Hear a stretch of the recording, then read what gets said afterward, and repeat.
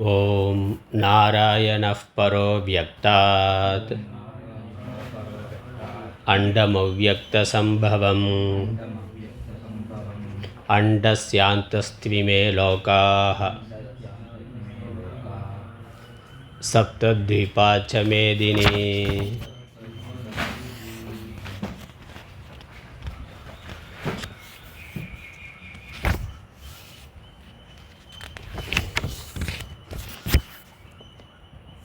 ஸ்ரீமத் பகவத்கீதை இரண்டாவது அத்தியாயம்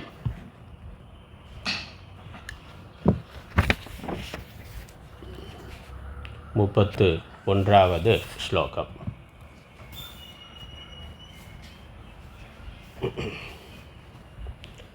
ஸ்வதர்மமபி சாவேக்ஷ்ய ந விகம்பிதுமர்ஹசி தர்ம்யாத்யுத்தாத் ஸ்ரேயோன்யத் க்ஷத்ரியஸ்ய ந வித்யதே.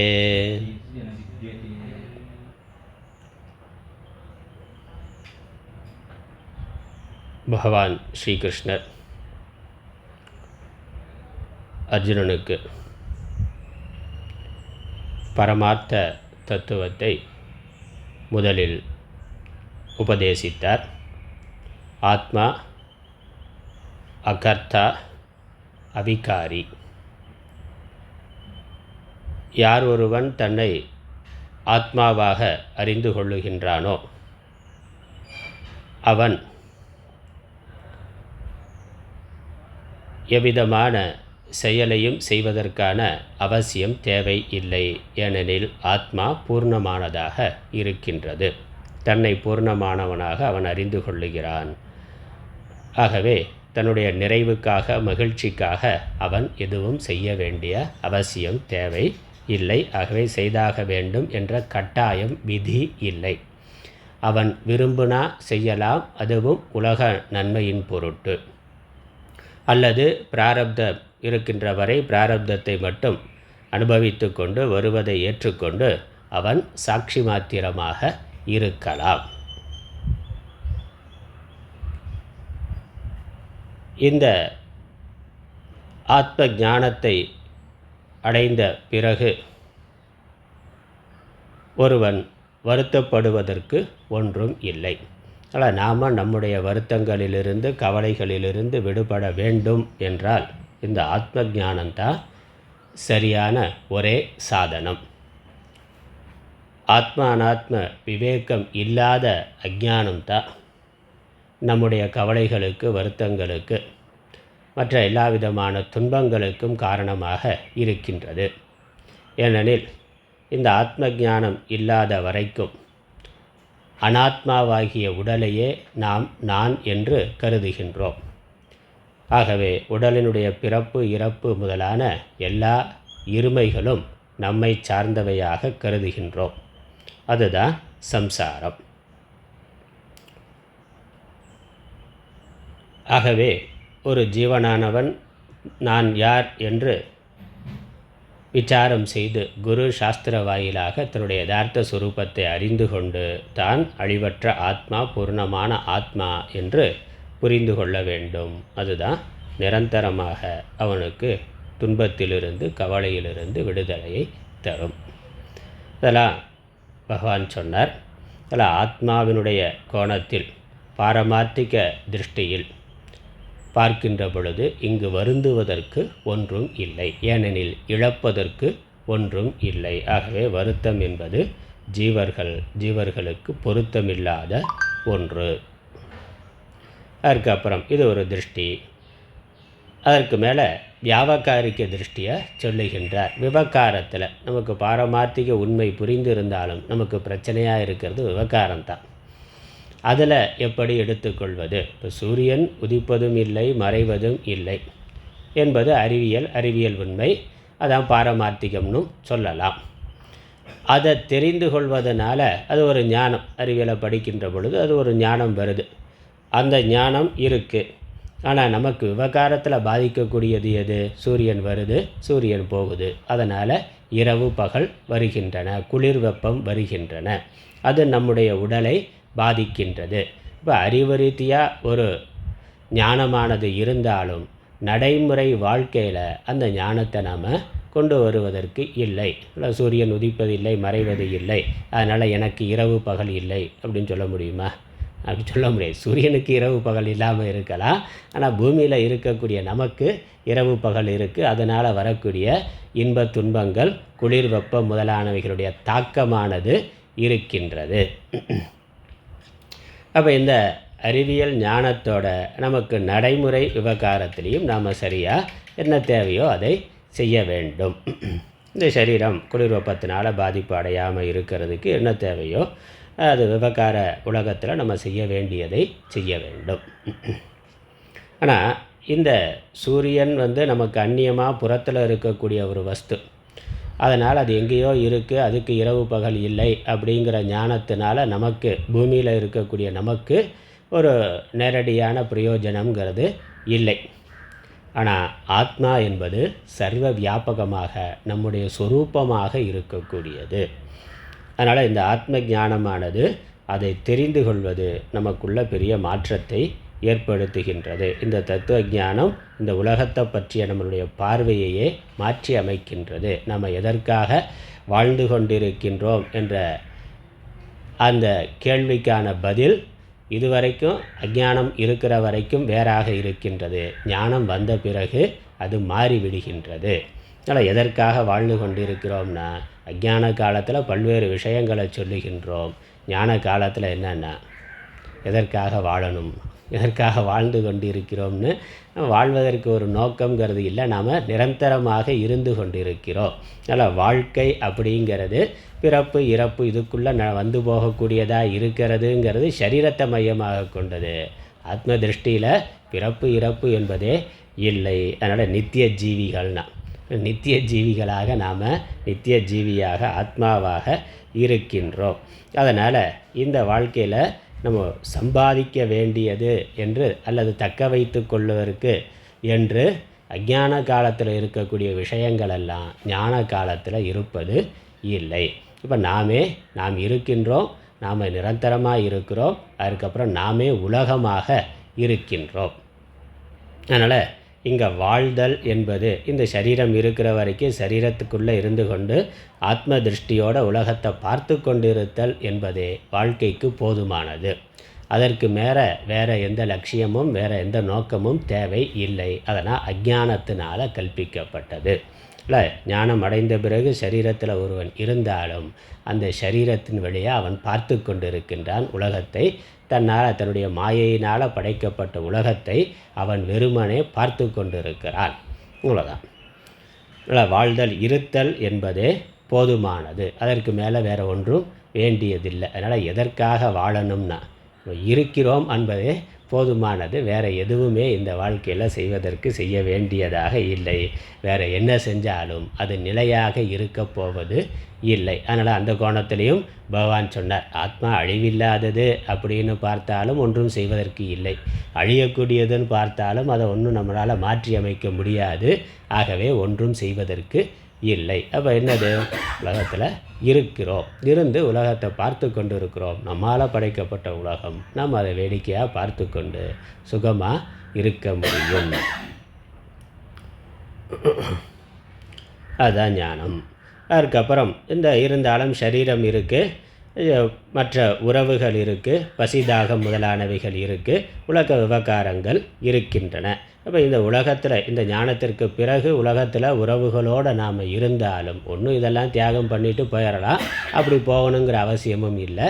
அப்புறம் இதெல்லாம் இருந்து இவைகளோடு வாழ்ந்தாலும் அப்படி வாழ்கின்ற பொழுது நம்ம என்ன செய்கிறது அப்படின்னா, என்ன தர்மமோ அதை செய்து கொண்டு போகிறது. அதற்கு மேலே வேறு எந்த விருப்பு வெறுப்புக்கும் இங்கு வேலை இல்லை. ஏன்னா விரும்புவதற்கு வெறுப்பதற்கு ஒன்றும் இல்லை. இது ஒரு விளையாட்டு.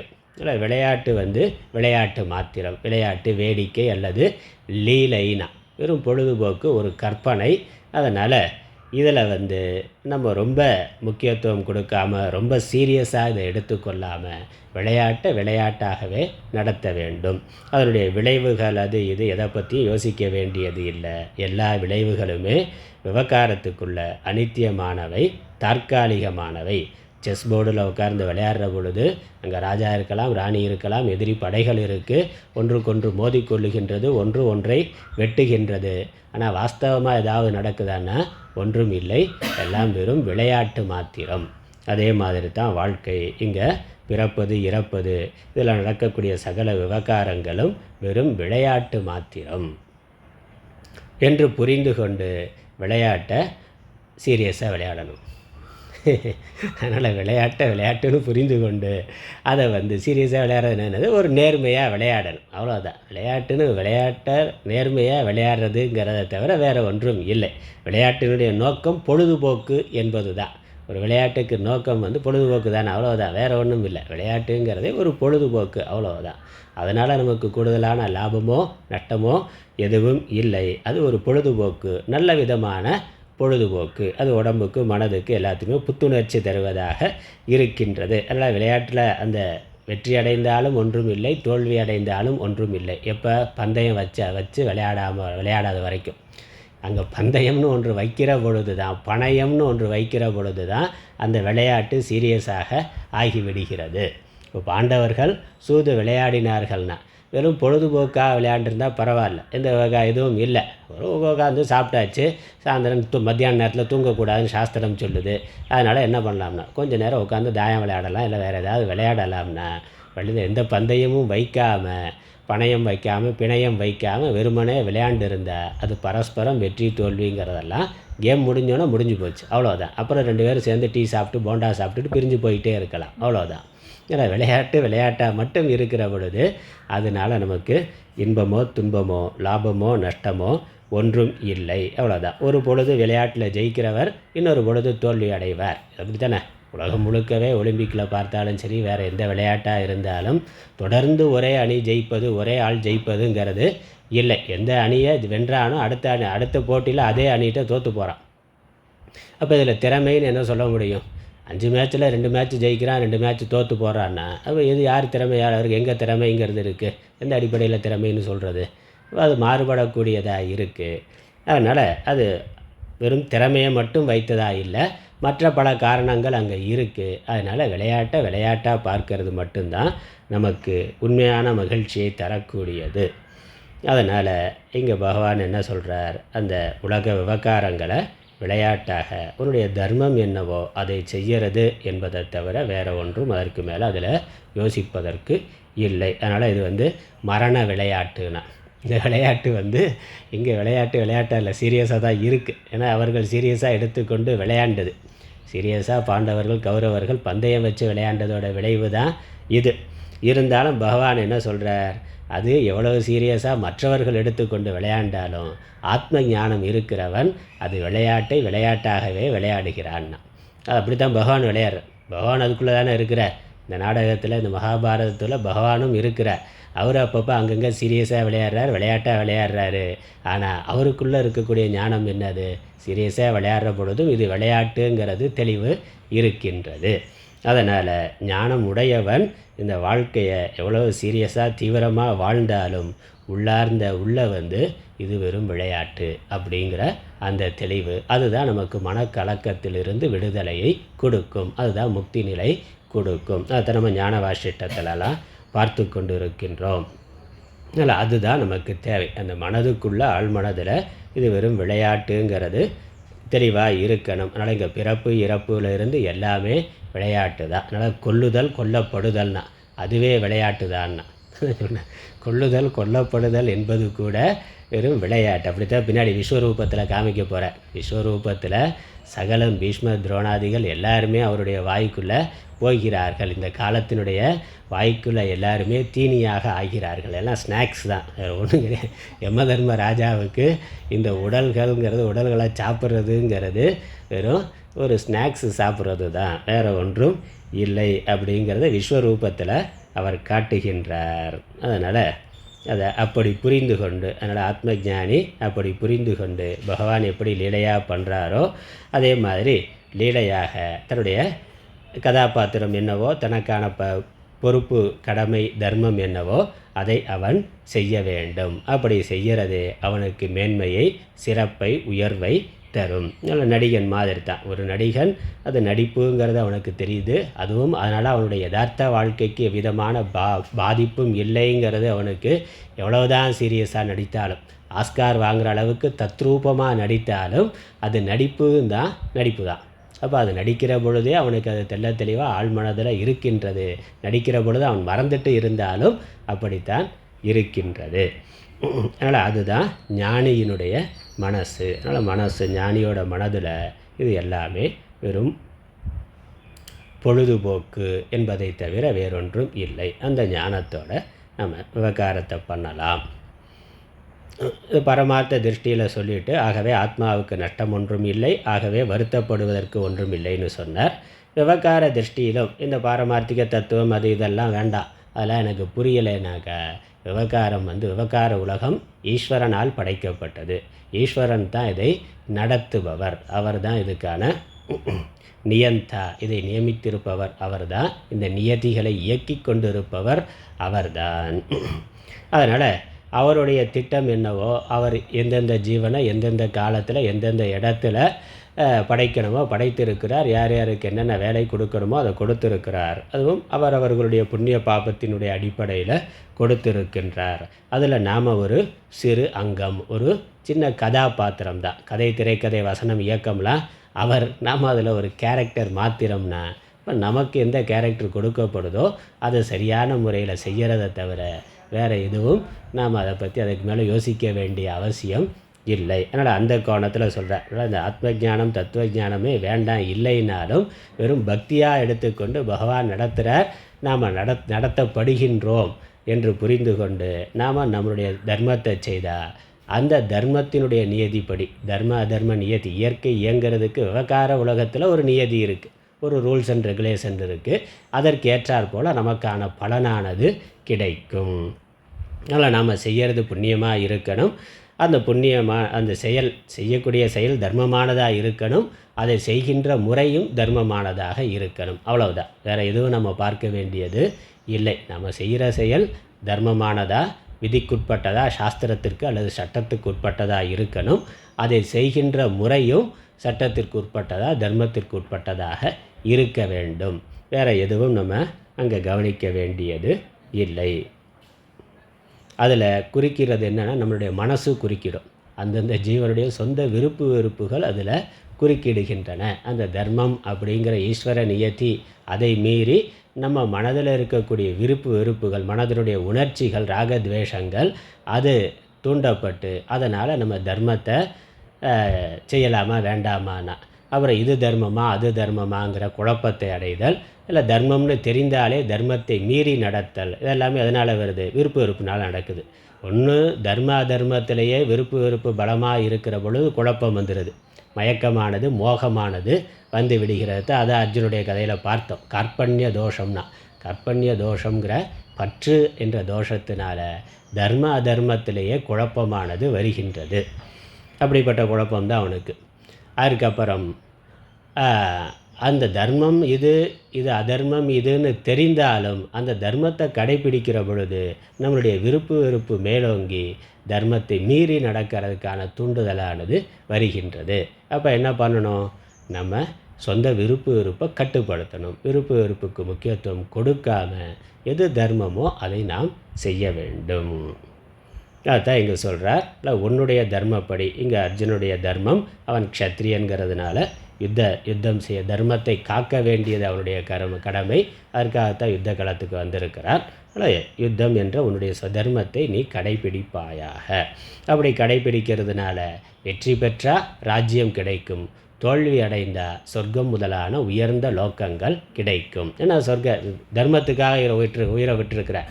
தர்மத்துக்காக உயிரை இழந்ததுனால பகவான் அது ஒரு புண்ணிய காரியம், புண்ணிய காரியத்தினுடைய பலனாக உயர்ந்த லோக்கங்கள் என்பது கிடைக்கும். இப்படியா இருந்தாலும் மரணம் வர்றது உறுதி. ஆனால் தர்மத்துக்காக போராடி தன்னுடைய ஸ்வதர்மத்தை கடைபிடிக்கிறதுல ஒருவன் மரணம் அடைந்தான்னா அதற்கு மேலான பலனானது அடுத்த சரீரம், அடுத்த பிறவி, அடுத்த லோகம் மேலானதாக இருக்கும்.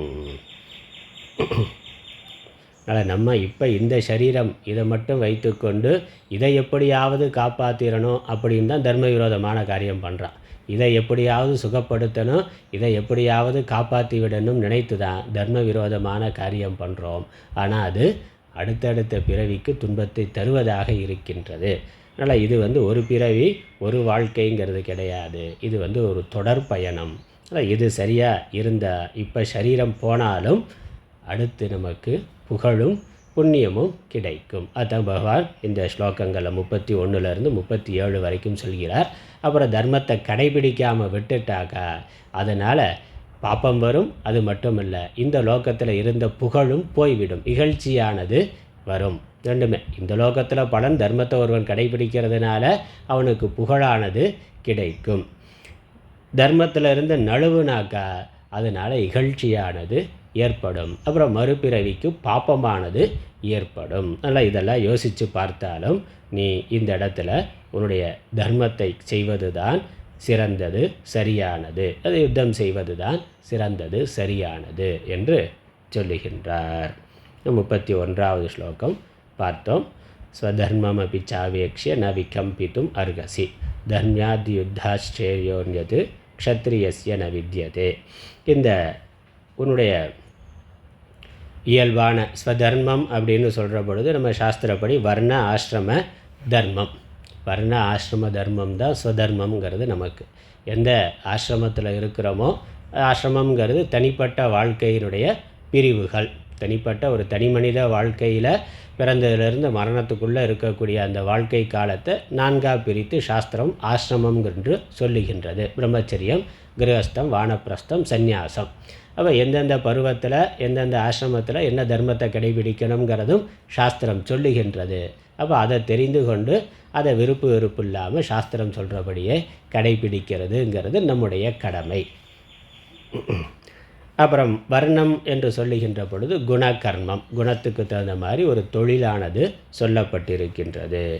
அந்த அடிப்படையில் நம்ம சத்துவகுணமா, ரஜோகுணமா, தமோகுணமா, எந்த குணம் நமக்கு மேலோங்கி இருக்கின்றது, நமக்கு இயல்பாக எந்த தொழிலானது அமைகின்றது, இல்லை பிறப்புங்கிறதும் இருக்குது. ஏன்னா இப்போ அந்த குணங்கிறது அல்லது தொழில்ங்கிறது பரம்பரையாக வருவதாகவும் இருக்கின்றது. அதனால் குணம், இந்த வர்ணம்ங்கிற பொழுது ஒன்று ஜாதியிலேயே வர்ணம்ங்கிறது, அப்புறம் குணத்தினுடைய அடிப்படையில் வர்ணம்ங்கிறது, அப்புறம் தொழிலினுடைய அடிப்படையில் வர்ணம் என்பது.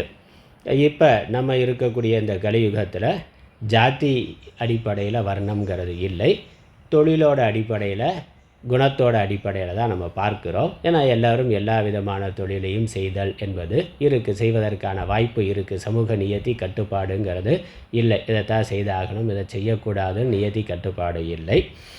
அதனால் இப்போ நம்ம நமக்கு இயல்பாக எந்த தொழில் அமைந்திருக்கோ, அல்லது நம்மளுடைய மனசு, நம்மளுடைய குணமானது எதில் எந்த தொழிலில் எளிதாக புரிந்து போகக்கூடியதாக இருக்கின்றதோ அதை தேர்ந்தெடுத்து நம்ம செய்யணும். படிக்கிறதுல ஆர்வம் இருக்குன்னா படிப்பு சார்ந்த தொழில், அறிவு சார்ந்த தொழிலை தேர்ந்தெடுத்து கொள்ள வேண்டியது தான் அது பிராமண தொழில் அப்படிங்கிறது. தொழிலோட அடிப்படையில் அல்லது குணத்தோட, சத்துவகுணம் மேலோங்கி இருந்தால், படிப்பில் ஆர்வம் வரணும்னா சத்துவகுணம் மேலோங்கி இருக்கணும். சத்துவகுணம் மேலோங்கி இருக்குது, படிக்கிறதுல இன்ட்ரெஸ்ட் இருக்குது, விளையாட்டு மற்ற இதில் எல்லாம் அவ்வளோ ஆர்வம் இல்லை, படிக்கிறதுல இல்லை அறிவு சார்ந்த தொழில், ஆராய்ச்சி முதலானவைகள் படிக்கிறது, பாடம் சொல்கிறது, அதில் விருப்பம் அதிகமாக இருந்தால் என்னது, மனசு சத்துவகுணம் நிறைந்ததாக இருக்குது என்பது அர்த்தம். இப்போ அதற்கேற்ற தொழில், அறிவு சார்ந்த தொழில், ஆராய்ச்சி அல்லது டீச்சிங், உபதேசித்தல், போதனை அப்படிங்கிறது, அந்த தொழிலை தேர்ந்தெடுத்து கொண்டால் இப்போ குணமும் அந்த தொழிலும் பொருந்தி ஒன்றாக இருக்கிற பொழுது வாழ்க்கையானது அதிக முரண்பாடு இல்லாமல், கஷ்டம் இல்லாமல் ரொம்ப ஈஸியாக பண்ண முடியும். நமக்கு இயல்பாகவே சத்துவகுணம் மேலோங்கி இருக்குது, படிப்பு சார்ந்த விஷயத்தில் ஆர்வம் இருக்குன்னா ஆசிரியர் அல்லது ஆராய்ச்சி முதலான அறிவு சார்ந்த தொழிலை எடுத்துக்கொண்டோம்னாக்கா குணமும் தொழிலும் சிங்க்ரனைஸாக இருக்கும், ஒன்றாக இருக்கும். அப்போ அந்த தொழிலை விளையாட்டை நம்மளால் நல்லா பண்ண முடியும். இப்போ ஏற்கனவே பண்ணுறத விட நமக்கு இயல்பாகவே அதில் ஆர்வம் இருக்கிறதுனால ரொம்ப நன்றாக சிறப்பாக பண்ண முடியும். அப்படி தான் பல புதிய கல்வி முறைகள், புதிய கல்வி, புதிய அறிவியல் எல்லாமே அப்படித்தான் வருகின்றது.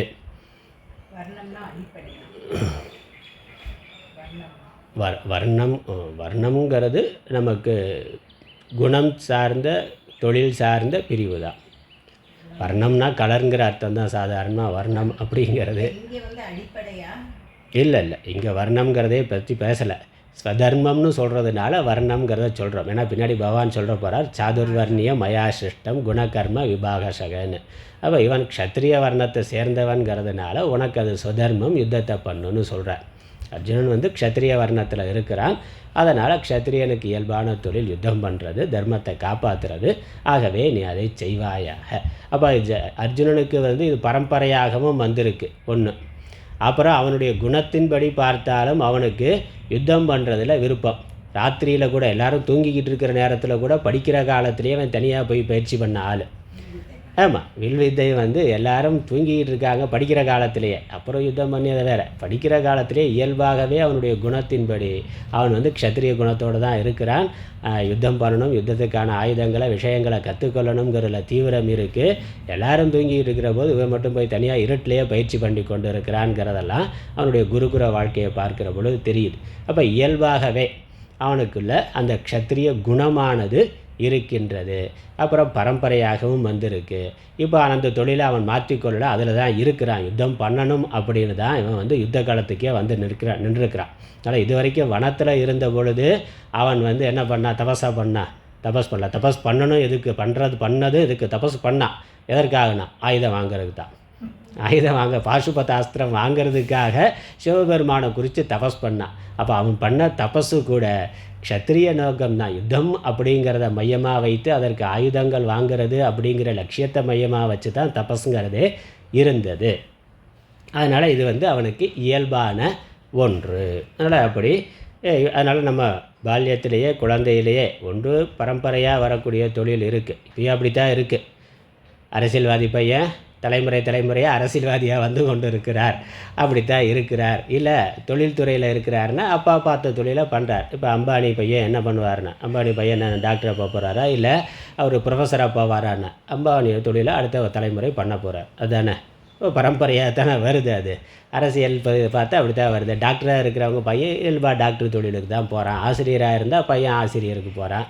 பெரும்பாலும் அப்படி இருக்குது. ஸோ மாறி போனால் அப்போ ஒரு காலத்தில் மாற்றிக்கொள்ள முடியாததாக இருந்தது. அப்படி மாற்றிக்கொள்கிறதுனால வேறு பல குழப்பங்கள் வருதுங்கிறதுனால சாஸ்திரம் அதை வேணான்னு சொன்னது.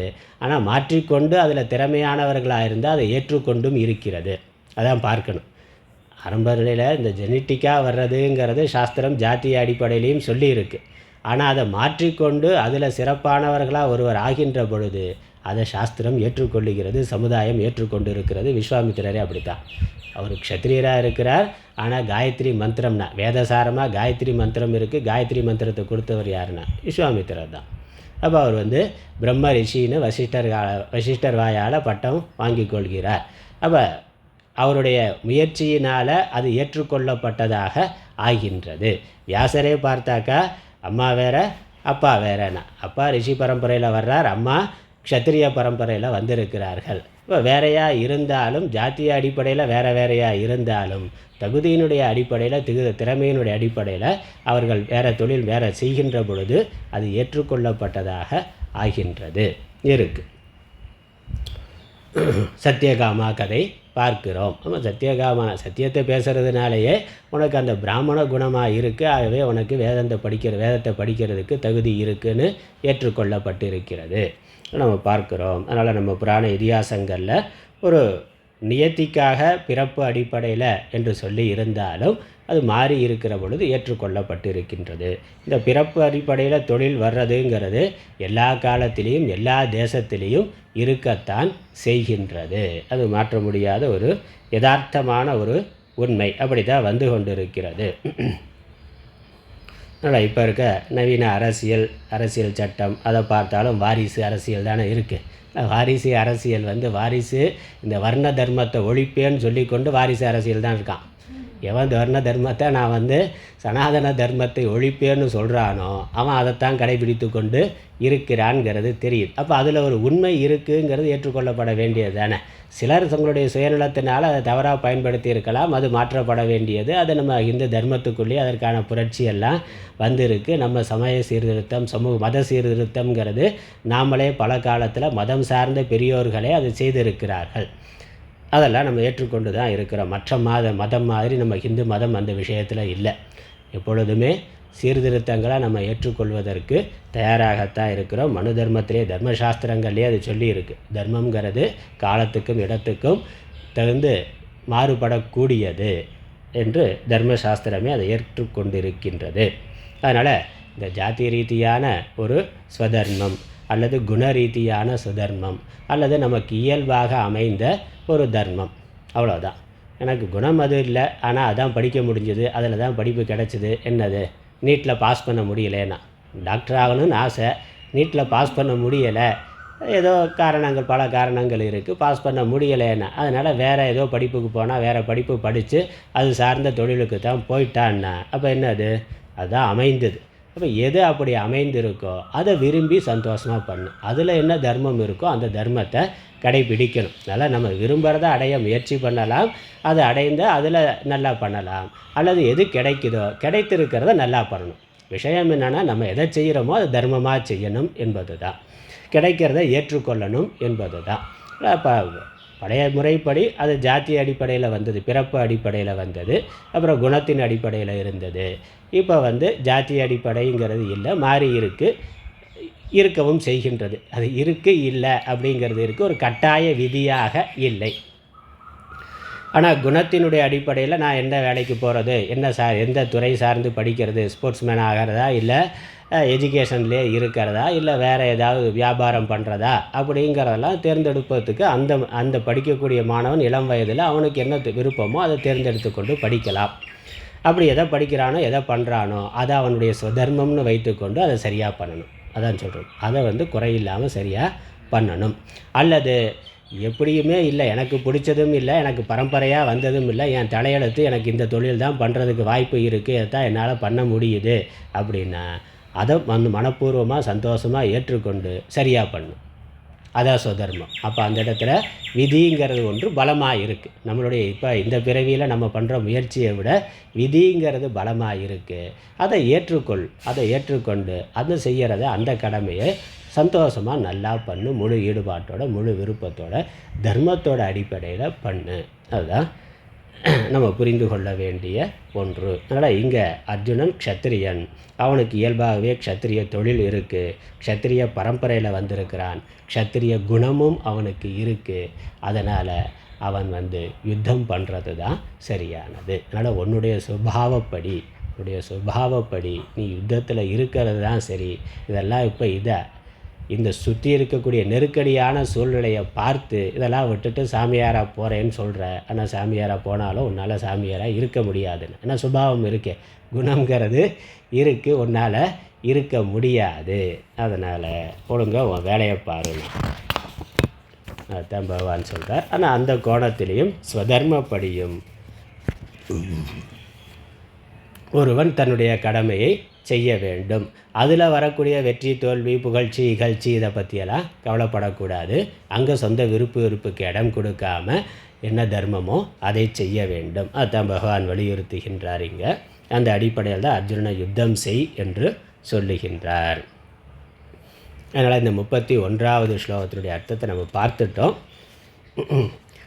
கடைசி வரி பார்த்தா 31வது ஸ்லோகத்தில் பாஷ்யத்தோட கடைசி வரி பார்த்தா 136வது பக்கத்தில் தத்து ச யுத்தம் பிருத்திவி ஜெயத்வாரேன, இந்த பிருத்திவியை ஜெயம் பண்ணுறதுனால, யுத்தம் பண்ணால் அவனுக்கு பூமியானது கிடைக்கும். அந்த வெற்றி யுத்தத்தில் ஜெயிக்கிறதுனால என்னது, தர்மார்த்தம் பிரஜா ரக்ஷணார்த்தம் ச இது தர்மாத் அனபேதம் பரம் தர்மியம். அது தர்மியங்கிறதுக்கு விளக்கம். ஆகவே தர்மம் காக்கப்பட்டதாக ஆகும். தர்மத்தின் வாயிலாக மக்களை காக்கப்பட்டதாக ஆகும். அதனால் தர்மத்தின் பொருட்டு யுத்தம் பண்ணணும். அப்புறம் பிரஜைகளை காக்க வேண்டிய பொருள், க்ஷத்திரியனுடைய கடமை பிரஜைகளை காக்க வேண்டியது. அதனால் பிரஜைகளை காக்க வேண்டியதின் பொருட்டு யுத்தம் செய்ய வேண்டும். அது ரெண்டுமே தர்மத்தை காப்பது, அப்புறம் தர்மத்தை கடைப்பிடிப்பவர்களை காப்பது. இது ஒரு க்ஷத்திரியனுடைய தர்மம். அதை பகவானே பின்னாடி சொல்கிறார், யதாகி தர்மஸ்ய கிளானிர்பவதி பாரத. எப்பொழுது தர்மத்திற்கு கிளானி, அந்த ஹானியானது வருகின்றதோ அப்பொழுது நான் அவதாரம் செய்கின்றேன். அப்போ தர்மத்தை காப்பதற்காக அவதாரம் செய்கின்றேன். அடுத்த ஸ்லோகத்தில் என்ன சொல்கிறார்? பரித்ராணாய சாதுனாம்னா அந்த தர்மத்தை கடைபிடிக்கக்கூடிய சாதுக்களை காப்பதற்காக நான் அவதாரம் செய்கின்றேன். இப்போ ஒரு க்ஷத்ரியனுடைய கடமை தர்மத்தை காப்பதும் தர்மத்தை பின்பற்றக்கூடிய மக்களை காப்பதும் ஆகும். இது உன்னுடைய இப்போ நீ யுத்தம் பண்ணுறது உன்னுடைய பக்கம் தர்மம் இருக்குது, நியாயம் இருக்குது. அதனால் பகவானே அங்கே இருக்கிறார். பகவானே அவன் கூட இருக்கிறதுக்கு காரணம் என்னது? அவன் பக்கம் தர்மம் இருக்குது அப்படிங்கிறதுனால தான். அதனால் எங்கே தர்மம் இருக்கோ அங்கே இறைவனுடைய அருளானது, இறைவனுடைய துணையானது இருக்கும். அதனால் தர்மியம், அதனால் பரம் தர்மியம், தர்மாத் அனபேதம் அப்படின்னா தர்மத்திலிருந்து விலகாதது. தர்மத்திலிருந்து விலகாதது எதுவோ அதற்கு தர்மியம்னு பேர். அதனால் தர்மியம்ங்கிற வார்த்தை சொல்லியிருக்கிறார். அதுக்கு விளக்கம் தான் தர்மாத் அனம்பேதம், தர்மத்திலிருந்து நழுவாதது, தர்மத்திலிருந்து விலகாதது. ஏன்னா அவன் அவனுடைய மோகத்தினால இது தர்ம விரோதமோ, யுத்தம் பண்ணால் வர்ண சங்கிரகம் வந்துவிடுமோன்னு அவன் நினச்சான். அவனும் தர்மத்தை தான் சிந்தனை பண்ணான். அர்ஜுனனும் தர்மவானாக இருக்கிறவன் தான், தர்மத்தின் பக்கம் வாழ்கிறவன் தான். அவனும் தர்மத்தை தான் சிந்தனை பண்ணான். ஆனால் அவனுடைய மோகத்தினால தர்மம் இல்லாத ஒன்றை தர்மம் என்று கருதினான். அதனால் யுத்தம் செய்ய மாட்டேன்னு அவன் முடிவு பண்ணான். அதனால் பகவான் என்ன தெளிவுபடுத்துகிறார்? யுத்தம் பண்ணுறது தான் இங்கே உன்னுடைய தர்மம், அதுதான் தர்மம். ஆனால் நீ மோகத்தினால, நீ இந்த பற்றுங்கிறதுனால, ஆத்மா அனாத்ம விவேகம் இல்லாததுனால சரீர பற்று கொண்டு, சரீரம் சார்ந்த உறவுகள் மேலே பற்று கொண்டு நீ மோகத்தை அடைந்திருக்கின்றாய். ஆகவே எது தர்மம், எது தர்மம் அல்ல, யுத்தம் பண்ணுறது தர்மமா, யுத்தத்தை விடுதல் தர்மமா என்பதில் உனக்கு குழப்பமானது வந்தது. நீ இந்த ஆத்மா அனாத்ம விவேகத்தை கொண்டு அந்த அடிப்படையில் உன்னுடைய பற்றை நீக்கி பார்த்தால் யுத்தம் செய்வது தான் உன்னுடைய தர்மம் என்று விளங்கும். ஆகவே நீ யுத்தமே செய்ய வேண்டியது. அதான் பகவானுடைய கருத்து. அதனால் தர்மியம் தஸ்மாத் தர்மியாத் யுத்தாத், தர்மத்திலிருந்து விலகாத இந்த யுத்தத்திலிருந்து ஸ்ரேயக அந்நியத்து, இதைவிட ஸ்ரேயஸானது, மேன்மையை தரத்தக்கது, ஒரு க்ஷத்ரியனுக்கு, ஒரு ராஜாவுக்கு இதைவிட மேன்மையை தரத்தக்கது எதுவும் இல்லை.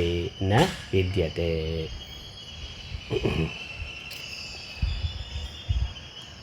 அதுக்கப்புறம் அடுத்ததில் இன்னொரு காரணம், இன்னும் அதை விளக்கம் கொடுக்குறார். இன்னும் பல காரணங்கள் தர்மத்தினுடைய கோணத்தில், விவகார திருஷ்டியில், வியாவகாரிகமாக எப்படியெல்லாம் நம்ம சிந்தனை, முதல்ல பாரமார்த்திகமாக எப்படி யோசனை பண்ணணுங்கிறத சொன்னார். என்ன விவேகம், என்ன ஞானம் இருக்கணுங்கிறத சொன்னார். இப்போ என்னென்னா, விவகார திருஷ்டியில் நம்ம எதை கடைப்பிடிக்கிறது, எதை பின்பற்றுதல், அதற்கு நம்ம என்னெல்லாம் விஷயங்களை ஆலோசனை பண்ணணும், என்னெல்லாம் பாயிண்ட்ஸை நம்ம கன்சிடர் பண்ணணும்.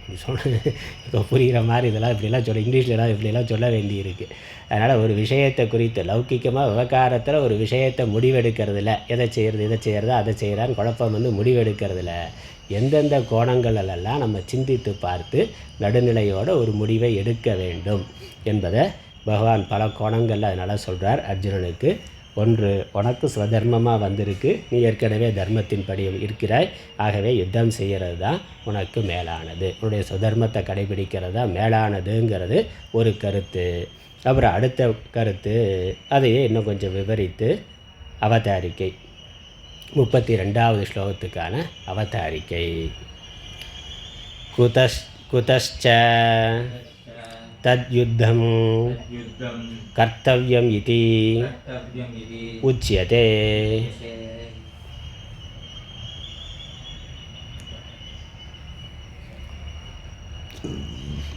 குதஸ்சன மேலும் ஏன் இந்த யுத்தத்தை செய்ய வேண்டும் என்று கூறுகின்றார். யுத்தத்தை ஏன் செய்யணும் அப்படிங்கிறதுக்கு மேலும் விளக்கம், மேலும் சில காரணங்களை, மேலும் சில நியாயங்களை கூறுகின்றார். 32வது ஸ்லோகம். யதுருச்சயா சோபபன்னம் ஸ்வர்கத்வாரமபாவ்ருதம் சுகினஹ க்ஷத்ரியாः பார்த்த லபந்தே யுத்தமீதృశம். யதுருச்சயா சோபபன்னம் ஸ்வர்கத்வாரமபாவ்ருதம் சுகினஹ க்ஷத்ரியாः பார்த்த. லபந்தே யுத்தமீதృஷம்.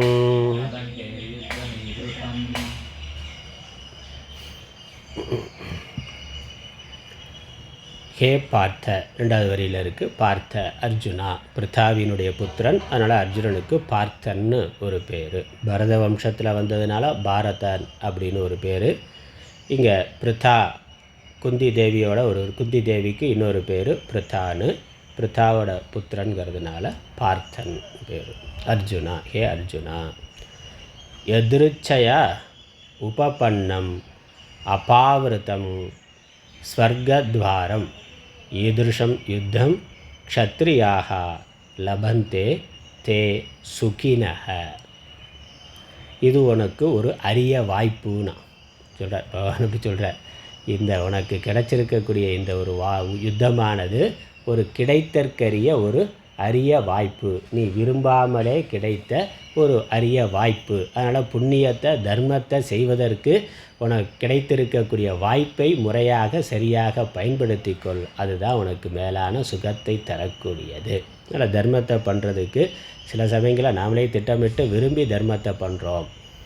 அப்படி இல்லாமல் எதிர்பாராமல் நம்ம திட்டம் இல்லாமலே தர்மத்தை செய்யறதுக்கு ஒரு வாய்ப்பு கிடைத்தா அதை பயன்படுத்தி கொள்வது தான் புத்திசாலித்தனம். அதுதான் நமக்கு இன்பத்தை சுகத்தை தரத்தக்கது.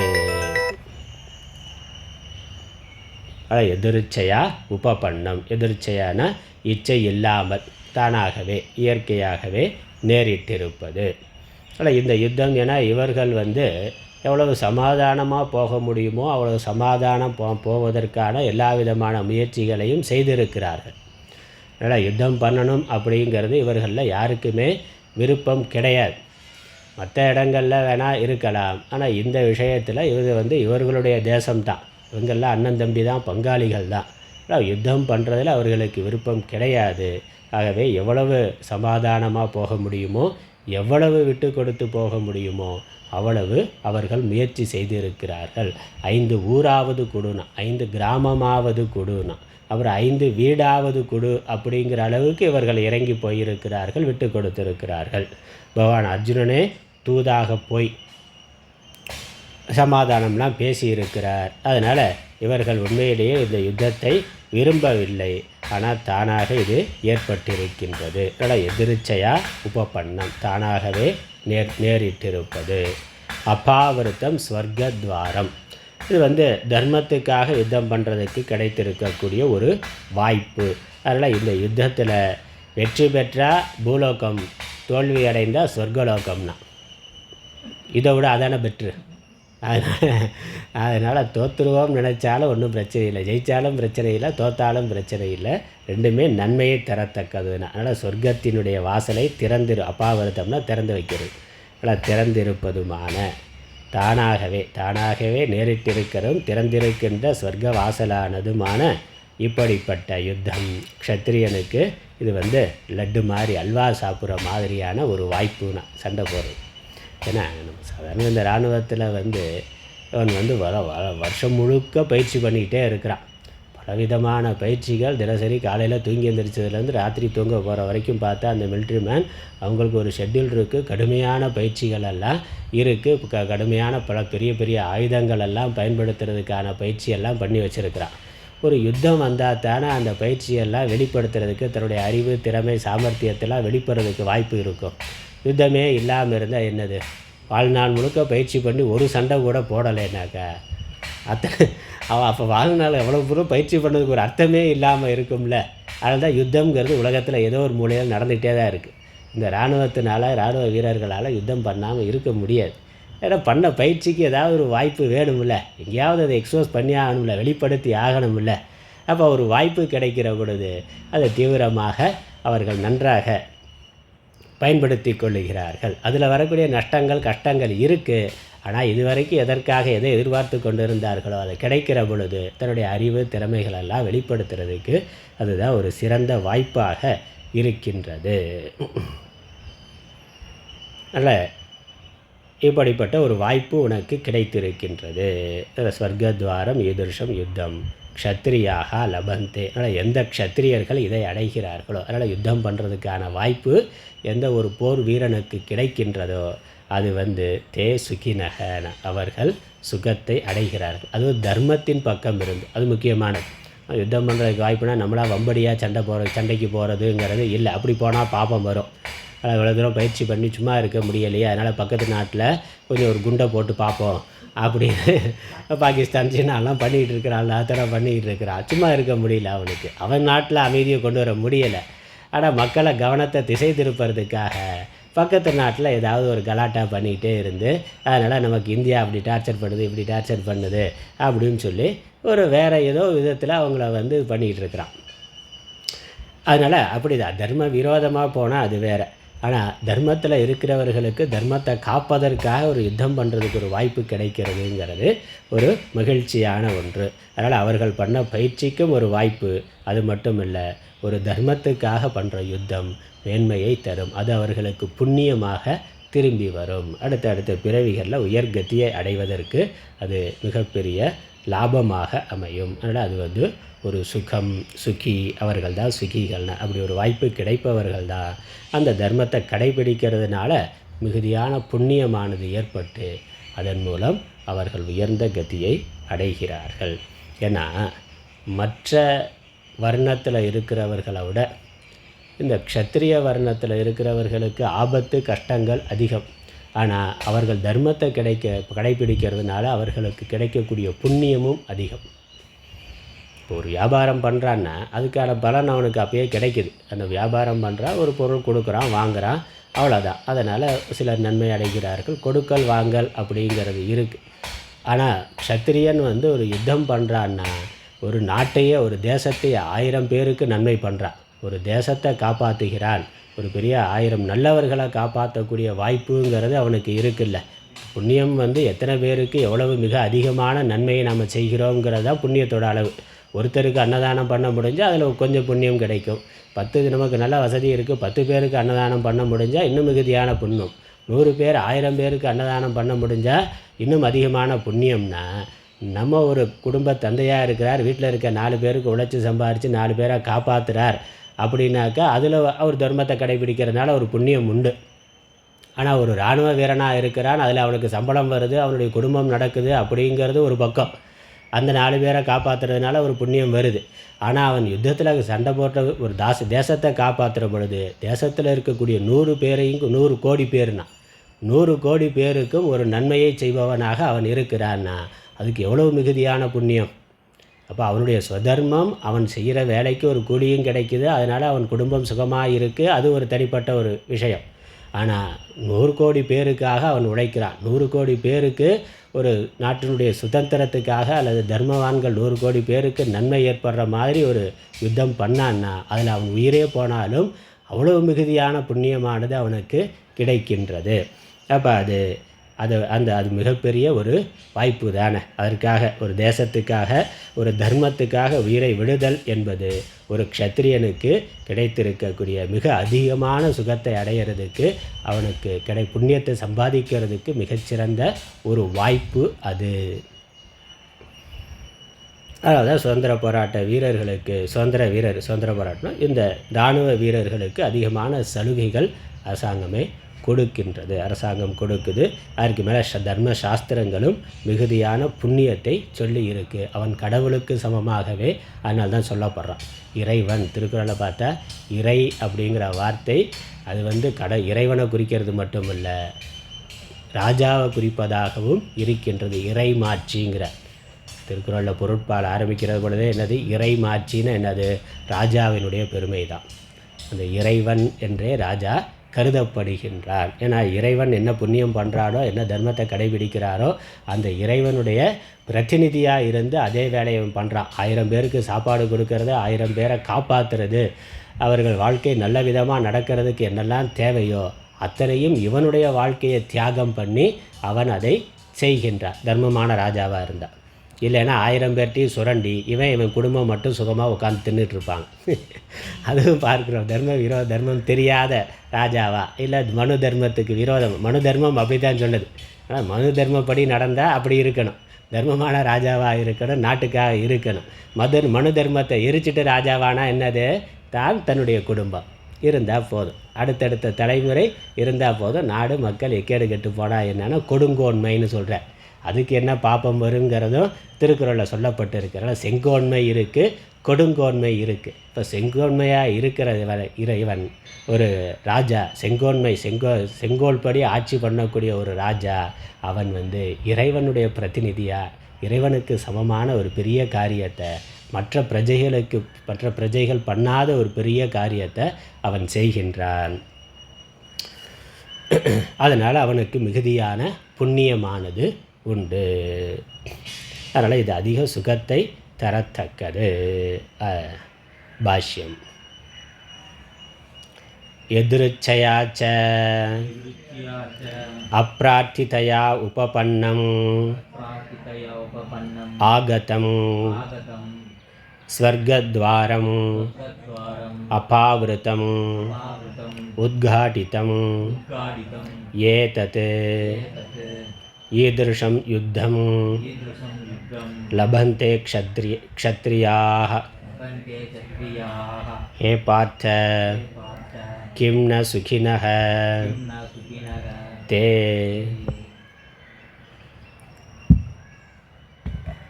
இதைவிட அவர்களுக்கு சுகத்தை தரத்தக்கது என்ன இருக்கிறது அப்படிங்கிற கேள்வியார்த்தமாக அங்கே கேள்வி கேட்பதாக இருக்குது. சுகத்தை தருவது வேறொன்றும் இல்லைங்கிற பதில். எதிர்ச்சயாச்ச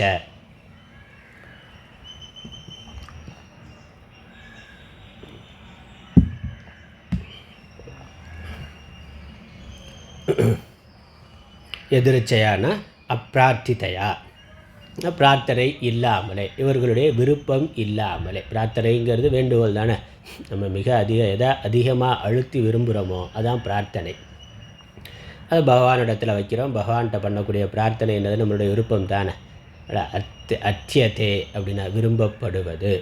எது நம்மளால் மிக அதிகமாக நம்மளுடைய தேவையாக இருக்கின்றதோ, விருப்பமாக இருக்கின்றதோ அது பிரார்த்தனை. இங்கே இவனுக்கு அந்த மாதிரி யுத்தம் பண்ணுறதுங்கிறது பிரார்த்தனையாக இல்லை, அவர்கள் அதை விரும்பவில்லை. அப்படி விரும்பாமலே கிடைத்த ஒன்று உபபன்னம், அடையப்பட்டது. உபபன்னம்னா ஆகதம், வந்தது. இவர்களுடைய விருப்பம் இல்லாமலே தானாகவே நேரிட்டிருக்கக்கூடியது. அப்புறம் ஸ்வர்கத்வாரம், ஸ்வர்கத்தினுடைய துவாரம் ஸ்வர்கத்வாரம், சொர்க்கவாசல். அபாவிருத்தம், அபாவிருத்தம்ங்கிறது என்ன அர்த்தம்? உத்காடித்தம், உத்காடியத்தினம்னா திறந்திருப்பது. ஏதத்து ஈதృశம் யுத்தம், எது? இந்த இப்படிப்பட்ட யுத்தம். எது? தர்மத்திற்கான இப்படிப்பட்ட இந்த யுத்தமானது. இந்த யுத்தம்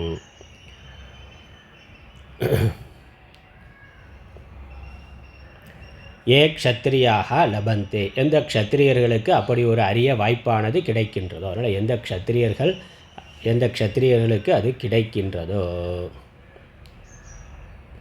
தே கிம் சுகினக, அவர்கள் இன்பமுடையவர்கள் அல்லவா, அவர்கள் சுகமான் அல்லவான், அவர்கள்தான் மேலான சுகமுடையவர்கள் அல்லவா. சுந்தரராஜ சர்மா. ஏன் அந்த யுத்தத்தை செய்ய வேண்டும் என்பது கூறப்படுகின்றது. இன்னொரு காரணம், தற்செயலாய் நேர்ந்திருக்கின்றதும் திறந்துள்ள சொர்க்க வாசலுமான இத்தகைய யுத்தத்தை பாக்யவான்களான க்ஷத்திரியர்கள் பெறுகிறார்கள். விரும்பி தேடாமலே தற்செயலாய் வந்திருப்பதும் திறந்துள்ள சொர்க்க வாசலுமான யுத்தத்தில் இறக்கும் வீரர்களுக்கு ஸ்வர்க்கம் உடனே கிடைக்குமாதலின் அவர்களுக்கு அதன் கதவு எப்பொழுதும் திறந்திருக்கின்றன என்னலாம். திறந்திருக்கின்றது என்னலாமே. ஸ்வர்க்கவாசல் திறந்திருக்குன்னா இவங்க போய் கதவை தட்ட வேண்டியதில்லை. மற்ற ஆளெல்லாம் போய் வெயிட் பண்ணி கதவை தட்டணும், அப்புறம் காலிங் பெல் அடிக்கணும், இல்லை வெளியே இருந்து ஃபோன் கால் பண்ணணும், ஏதாவது பண்ணி அப்புறம் அந்த அவர்கள் திறப்பார்கள்னா அந்த வாயில் காப்பாளர்கள் அப்புறம் திறந்து பார்த்து என்ன ஏது எல்லாம் பாஸ்போர்ட் விசாலாம் செக் பண்ணி பார்த்து உண்மையிலேயே சரியான ஆளு தானான்னு பார்த்து அப்புறம் பல செக்கப்புக்கு அப்புறம் உள்ளே அனுப்புவான். ஆனால் இவர்களுக்கு என்னென்னா, யுத்தத்தில் இறக்குறவர்களுக்கு சொர்க்கவாசல் நேராக திறந்துருக்கு. நேராக அவர்கள் உள்ளே தட்டுறது வெயிட் பண்ணுறதெல்லாம் கிடையாது. நோ வெயிட்டிங், நேராக உள்ளே போயிடலாம். அதனால் திறந்திருப்பதுமானங்கிற வார்த்தையை பகவான் சொல்கிறாருன்னா, இப்படிப்பட்ட இந்த யுத்தத்தை எந்த க்ஷத்திரியர்கள் அடைகிறார்களோ அவர்கள் பாக்கியவான்கள் அல்லவா, அவர்கள் பாக்கியவான்கள். அதனால் கெட்டவன்லாம் இருந்தால் தான் நல்லவனுக்கு மதிப்பு. கெட்டவன் நல்லவர்களுக்கு நல்லது பண்ணுறதுக்கான வாய்ப்பு எப்போ? கெட்டவர்கள் இருக்கிற பொழுது தானே. தானம் வாங்கிறதுக்கு ஏழைகள் இருந்தால் தானே தானம் கொடுக்குறவனுக்கு புண்ணியம் சம்பாதிக்க முடியும். நிறையா பணம் இருக்குது, நாட்டில் ஏழைகளே இல்லைன்னா என்ன பண்ணுறது? எப்படி புண்ணியம் பண்ணுறது? யாருக்கா 4 பேருக்கு கொடுத்தா தானே புண்ணியம் பண்ண முடியும். வாங்கிறதுக்கு யாருமே இல்லைன்னாக்கா புண்ணியம் பண்ணுறதுக்கே வாய்ப்பு இல்லாமல் போயிடுது. அதனால் நாட்டில் கெட்டவர்களே இல்லாமல் எல்லாம் நல்லவர்களாக ஆகிட்டா நல்லவர்களுக்கு நல்லது பண்ணுறதுக்கு புண்ணியம் பண்ணுறதுக்கான வாய்ப்பு இல்லாமல் போய்விடும். அதனால் பகவான் அப்படி வச்சிருக்கிறார். பகவான் அப்படி வச்சிருக்கிறாருங்கிறதுல அப்படி இருக்கிறார்கள். உலகம் கெட்டவர்கள் இருக்கிறதுனால தான் நல்லவர்களுடைய மதிப்பானது இன்னும் உயர்கின்றது. நல்லவர்கள் இன்னும் அதிகமான சுகத்தை அடைவதற்கான ஒரு வாய்ப்பாக அது அமைகின்றது. அதனால் வெயிலில் அலையிறவனுக்கு தானே நிழலோட அருமை தெரியும்னா. அதனால் உலகம் ரொம்ப கஷ்டமாக இருக்கே, மிகுந்த போராட்டமாக இருக்கே. அதுவும் நல்லவர்களுக்கு, முக்கியமாக நல்லவர்களுக்கு மிகுந்த கஷ்டமானதாக இருக்கே, மிகுந்த போராட்டமானதாக இருக்கிறதே அப்படின்னா, அவ்வளவு கஷ்டத்துக்கு பிறகு அவர் போராட்டத்துக்கு பிறகு நாம் அடையக்கூடிய நன்மை தான் நமக்கு மிகச்சிறந்த சுகத்தை தரும், மேன்மையை தரும். அப்போ தான் அதனுடைய மதிப்பு நமக்கு தெரியும். எளிதாக கிடைச்சிட்டாக்கா அதனுடைய மதிப்பு நமக்கு அதிகமாக, அது கிடைத்தாலும் அது அதிக சுகத்தை தருவதாக இருக்காது. அதிகமான சுகம் எப்போ வரும்னா அதிக கஷ்டத்துக்கு அப்புறம் வர்ற பொழுது தான் அந்த சுகம் மிகுதியானதாக இருக்கும். நல்லா பட்னியாக 2-3 நாளாக சாப்பிடாமல் இருக்கிறவனுக்கு சாதாரண கஞ்சி கிடச்சா அது கூட அவனுக்கு அமிர்தமாக இருக்கும். நல்லா ஒரு நாளைக்கு 4 வேளை சாப்பிட்டுக்கிட்டு இருக்கவனுக்கு கூடுதலாக அமிர்தம் கொடுத்தாக்க பார்த்துக்கலாம், வையினா ஃப்ரிட்ஜில் வை, நாளைக்கு பார்த்துக்கலான்னு சொல்லுவான். அமிர்தமே கொடுத்தாலும் ஆனால் அவர் ஏற்கனவே ஃபுல்லாக இருக்கிறார், நாளைக்கு பார்த்துக்கலாம் உள்ளே வச்சிருப்பார். அப்போ கஷ்டத்தில் இருக்கிறவனுக்கு தான் சுகத்தோட மதிப்பு அருமை தெரிகின்றது. அதனால் இவ்வளோ பெரிய யுத்தம் உனக்கு ஒரு பெரிய வாய்ப்பு. சுகத்தை அடையிறதுக்கு க்ஷத்திரியர்களுக்கு இதை விட சிறந்த வாய்ப்பானது இல்லை ஒரு கோணத்தில். அதனால் இது ஒரு கோணம். அதனால் இதுதான் பகவானுடைய இதான இது ஒரு கோணம். அப்படி யோசித்து பார்த்தாலும் அதனால் விவகார திருஷ்டியில் இதெல்லாம் இப்படித்தான் இருக்குது. அந்தந்த ஜீவன் அந்தந்த ஜீவர்களுடைய புண்ணிய பாப்பங்களை அனுபவித்து கொண்டு இருக்கிறார்கள். ஏற்கனவே செய்ததை அனுபவிக்கிறார்கள் அல்லது இப்பொழுது புதிதாக செய்கிறார்கள். நீ ஒரு தர்மாத்மாவாக இருக்கிற, நீ புதிதாக உனக்கு ஒரு புண்ணியத்தை பண்ணுறதுக்கு, மிகுதியான புண்ணியத்தை தரக்கூடிய ஒரு காரியத்தை பண்ணுறதுக்கு தனிப்பட்ட ஜீவன்கிற முறையில் உனக்கு ஒரு சிறந்த ஒரு வாய்ப்பாக இந்த யுத்தமானது கிடைத்திருக்கின்றது. நீ விரும்பாமலே கிடைத்திருக்கின்றது. அதனால் இதை நல்ல விதமாக பயன்படுத்திக்கொள். ஆனால் இது ஒரு பிறவி ஒரு வாழ்க்கைன்னு இல்லாமல் முழு எபிசோடையும் ஒரு எபிசோடை பார்க்காம முழு தொடரையும் நம்ம பார்க்கணும். முழு வாழ்க்கை பயணத்தையும் பார்த்தா தான் நமக்கு இதெல்லாம் இறைவனுடைய இந்த திட்டங்களெல்லாம் தெரியும். நம்ம வாழ்க்கையில் நமக்கு கிடைக்கக்கூடிய ஒவ்வொரு சம்பவம், வாழ்க்கையில் நடக்கக்கூடிய ஒவ்வொரு சம்பவமுமே ஒரு ஜீவன் தன்னை உயர்த்தி கொள்வதற்கான ஒரு அரிய வாய்ப்பு என்று புரிந்து கொள்ளணும். நல்லதாக இருந்தாலும் அது நம்ம புண்ணியத்தினால் வந்திருக்கு, இன்னும் அதை பயன்படுத்தி கொள்ளலாம். கெட்டதாக இருந்தாலும் அதை நம்மளை சோதிக்கிறதுக்காக, இன்னும் புடம் போட்டு கொள்வதற்காக வந்திருக்கின்றது என்று புரிந்து கொண்டு அதை ஒரு வாய்ப்பாக எடுத்துக்கொள்ளணும். தனிப்பட்ட ஒரு ஜீவனுடைய பயணம், ஏன்னா இது ஒரு நீண்ட நெடிய பயணம். சீரியல் மாதிரி, நம்ம டிவி சீரியல் மாதிரி அது முடிவில்லாத ஒரு தொடர் ஓட்டம். ஒரே ஒரு சீரியலை பார்த்துட்டு இது ஏன் எப்படி இருக்குன்னா, அப்போ அதுக்கான காரணம் என்னது அடுத்த எபிசோடில் வரும். அது அதே மாதிரி அடுத்த பிறவியில் அதெல்லாம் வரத்தான் செய்யும். அதனால் முழு பார்வை அப்படிங்கிறது இறைவனுக்குத்தான் தெரியும். அதனால் நம்ம அதெல்லாம் யோசிக்காமல் இப்போ நம்மளுடைய தர்மத்தை கடைபிடிக்கணும். அதை உற்சாகமாக சந்தோஷமாக எப்படி இருந்தாலும், எவ்வளவு போராட்டமானதாக இருந்தாலும், எவ்வளவு கஷ்டமானதாக இருந்தாலும் அதை நம்ம உற்சாகமாக பகவான் கொடுத்துருக்கிறார், இதை நம்ம எதிர்கொள்வோம் என்று தர்மமான முறையில் அதை எதிர்கொள்ளணும். மிக தைரியத்தோட, பக்தியோட, உறுதியோடு அதை எதிர்கொள்ளணும். அதுதான் பகவான் இந்த கோணத்தில் சொல்லுகின்றார். அதனால் தர்மத்தினுடைய கோணத்தில் பார்த்தாலும் நீ புண்ணியத்தை செய்வதற்கு இது ஒரு அரிய வாய்ப்பு. அதுக்கப்புறம் இன்னும் சில காரணங்களை சொல்கிறார் அடுத்த பாட்டில். அதை நாளை தொடருவோம். நாளை இல்லை, சனி நாளைக்கு ஞாயிற்றுக்கிழமை, ஞாயிறு திங்கள் வகுப்பு இல்லை, அடுத்த வாரத்தில் பார்க்கலாம்.